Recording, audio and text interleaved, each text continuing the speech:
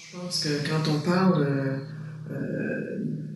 d'autant qu'on connaisse la musique antillaise, même par les écritures, on parle de la meringue, on parle du merengue. Meringue et merengue, c'est différent. On parle de la biguine, on parle du belay, on parle du gros cas. Il y en a beaucoup, beaucoup. Mais il y en a aussi de plus récents qui ont été créés, par exemple, dans les années 80. Je pense au zouk. Le zouk est une création antillaise, en fait, des Antilles françaises, mais qui est née de la rencontre aussi de la rumba soukous zaïroise, du sens de la fête des Antillais. Je dirais aussi, il y a une influence du calypso. Il y a aussi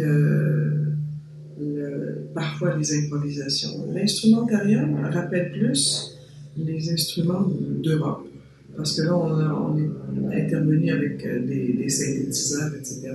Mais on a pris aussi les orchestres mini-jazz avec les cuivres des Antilles, d'Haïti, et on a créé ce nouveau genre qui s'est répandu partout, même non seulement dans la Caraïbe, mais aussi on le retrouve à La Réunion, ce zouk-là, qui a été créé aux Antilles, mais qui persiste depuis les années 80. Jusqu'à nos jours, on entend encore du zouk. Alors, est-ce que ça va aussi être conservé et il y aura une pérennité au zouk comme on l'a remarqué pour la biguine ou pour le gros-cas ou pour la meringue d'Haïti? Je ne sais pas, mais j'ai l'impression que le zouk est un genre aussi qu'on a créé, qui s'est répandu drôlement, qui a passé plusieurs générations, je dirais. De même, la cadence, que certains appellent aussi le compas, il y a une petite différence, mais la cadence dans les années 70, là aussi, la cadence, moi quand je vivais là-bas, en Martinique, il y avait beaucoup de radios locales, des radios communautaires. Il y avait au moins une cinquantaine de radios communautaires dans les Antilles françaises dans les années 70. Dès qu'on ouvrait la radio, ce qu'on entendait, c'était pas de la biguine, c'était pas de la mazurka qui était le genre local, c'était de la cadence qui nous venait d'Haïti. Voilà.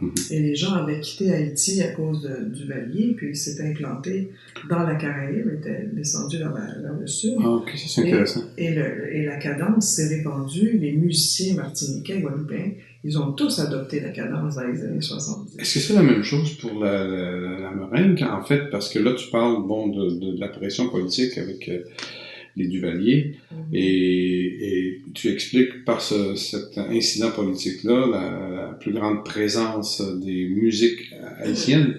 Donc, tu mentionnes le compas, mais est-ce que c'est la même chose pour le merengue? Je dirais que dans la Caraïbe, quand on parle d'influence, c'est toujours complexe parce que il y a toujours eu cette migration, ce mélange, cette circulation des genres qui parfois passaient, parfois restaient. Mais moi, les musiciens âgés que j'ai rencontrés dans les années 70 à la Martinique jouaient plus de la meringue, de la salsa, du cha-cha-cha, de la valse, etc. Mais dans les années 90, les musiciens ne jouaient plus ça. Ils jouaient davantage du zouk, du compas et de la cadence. Alors, là encore, on parlait de culture qui ne s'éteignait jamais, mais on oublie que la musique, c'est mobile, ça change. Il y a une circulation des patrimoines, une circulation des cultures.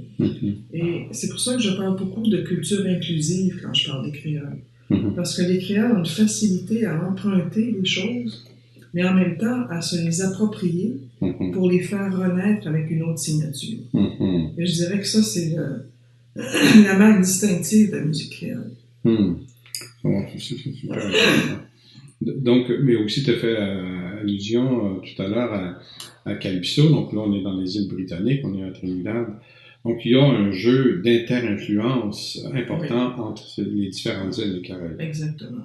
Moi, je pense que cette interpénétration des influences, elle caractérise l'ensemble de l'espace caribéen.